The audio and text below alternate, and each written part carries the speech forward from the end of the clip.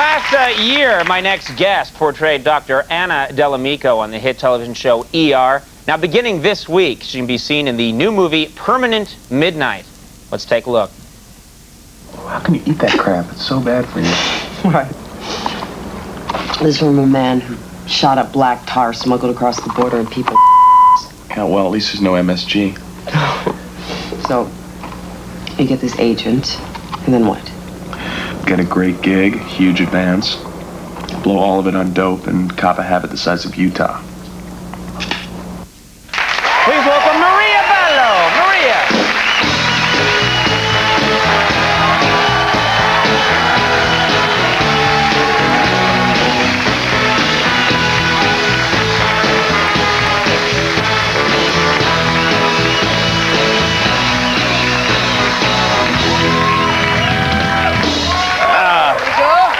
How are you? I'm well. How are you? Hi, everybody. Thanks so much for coming on the show.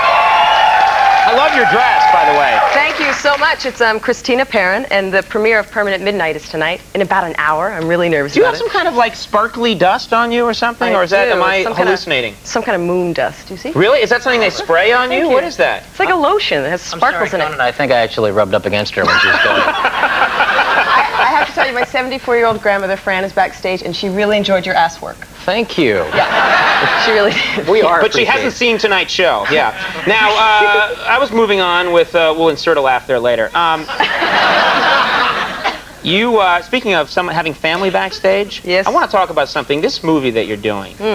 This is an intense role for you. Sure is. You're playing a junkie. Ex-junkie, but an ex-junkie who's nude for half the film. Do you worry at all about how your family watches a movie like this? Do you worry about that? Are they shocked by it? Did you prepare them for it? This is how shocked they were. I said to my grandma, Fran, who's backstage, like a month ago, I said, Graham, I don't know if you want to come to the premiere because there's a lot of drugs, there's a lot of nudity, and I'm just not sure. And she goes, what do I care? It's just a picture. So my whole family decided that it was just a movie. Who cares? Is she like that way about everything? What do I care? Let's go. She liked Rob's ass. I like her too now. Are they all going to go to the premiere?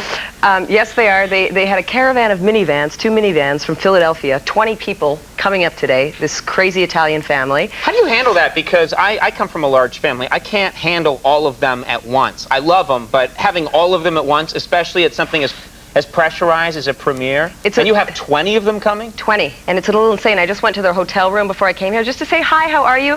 And I walked in and my mom said, oh my God, we don't have a mirror in my room, and the air conditioner is broken. And someone else said, well, Uncle Pat can't sleep on that bed because so they get like, crazy neurotic. That's when it's good to say, I'll be right back, and then I get some cigarettes. That's exactly what I did. And then you never see them again. They're really funny, though. I'm so happy they're all here. Oh, that's good. They must be very proud of you. They are, I think. But the last time they were here and they drove their minivans up here. What is this? So they're like crime fighters. They just drive around. Your family just patrols the United States in minivans, pretty much, right? Look over there, there's trouble. What? Exactly. They broke down on the George Washington Bridge, but thank God this particular time they had grocery bags filled with like prosciutto and provolone and all this Italian deli stuff. So they could build a new car. What do you mean? No, they sat there for 2 hours and they ate, and they were very happy. I didn't know where you were going, but thank God they had luncheon meats. So thank God. They could construct a rope ladder of meat. Yeah. Do you like being in New York so far? Is it okay? I do. I've been having a great time, except for last night I got trapped in my hotel room by Mr. President Clinton. It was very He was in town. He was here. No, you don't. She doesn't mean literally. That's a sign of how. That's a sign of where his credibility is now, is that people think, oh my God, he's harassing her now. No. Like, can he leave anyone alone? He was in town. Yeah, he was in town. The truth is, he was having dinner on my street where my hotel is, and they wouldn't let us out of the hotel for 2 hours. I was stuck in my room, and I look out the window, and there's 2 SWAT guys on my roof with, like, rifles drawn, sitting on the roof, and they wouldn't let my friends into the hotel. So no one could come or go until he was done eating? That's right. Yeah. And he eats slow. Uh-oh, here we go. I think they were protecting you from him. You think so?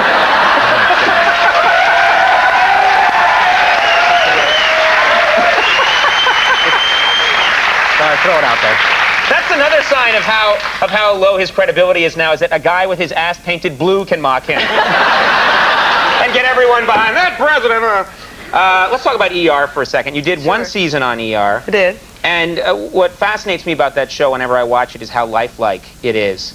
Right. And I think a lot of people feel that way. They feel like you guys really are, it looks like you are sticking needles into people's arms. When we have to stick needles in the Is it those gag needles that, you know, the needle goes in up the syringe instead of going into the skin? I mean, well, how does it actually, work? they're supposed to be gag needles, and they do that, yeah. It's that springy thing that That's right. Yeah. But some of them are a little pointy. And unfortunately, I wasn't a very good doctor. So when I had to draw blood from Noah Wiley last year, I actually drew blood from the poor guy. He had like bleeding and welts all over his arm, and he had to go to like a family party. So I remember that scene. He just starts crying like a baby. That's right.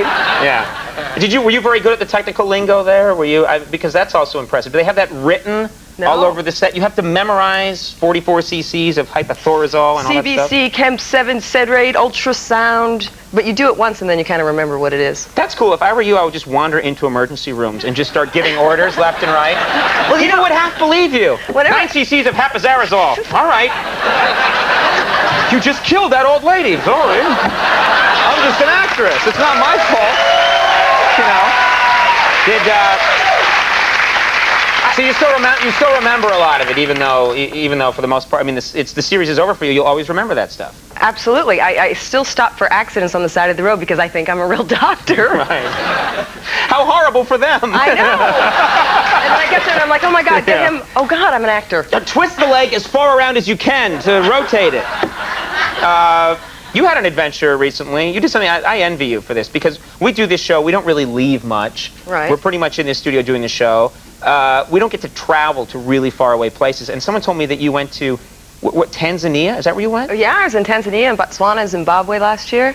I trekked all over, and when I was in Tanzania, actually, I met up with a film crew in the middle of this lodge who were doing some show for Paramount, and they wanted to go and trek with these bushmen in Tanzania, but the producers wouldn't let them. And by the end of the night, after a couple of scotches and a cigar, I said, oh my God, I forgot to tell you guys, I'm on ER.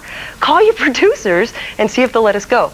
And they did. Wait, what does that have to do with anything? What? Just the fact that you're on ER means that... No, because they wouldn't give them the money to do it, but then they thought, oh, they have a girl from ER there, and they'll give us the money. And if you're on camera, maybe that makes, that'll boost the ratings. I thought you just went around to like restaurants. I'm sorry, we're out of the fish. Hey, I'm on ER. Let's go. Yeah. The kind of gal I am. Right. So we went hunting. We trekked back 11 miles in the middle of nowhere, met up with these bushmen, and hunted for impala all day. I got to carry the poison arrows. They hunted them with poison arrows? That's right, really? with poison arrows. And I was the carrier, and I thought I was going to be so fine with it. The impala is, it's looks a like deer. a deer. It's a deer, yeah. A deer with big horns. Or it's a Chevrolet from the early 60s, I remember. That's right. My father had an Impala, yeah. We ate that too. What was,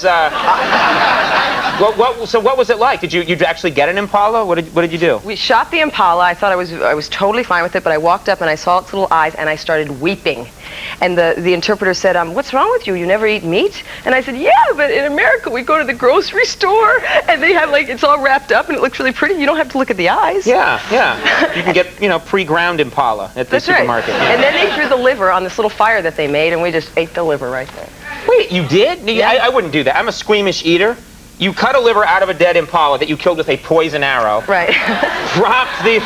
That's the part that, we shot it 50 times with highly poisonous arrows and then ate the meat. That's the weird part. And it was delicious. But you dropped the liver on just in the fire? Yeah.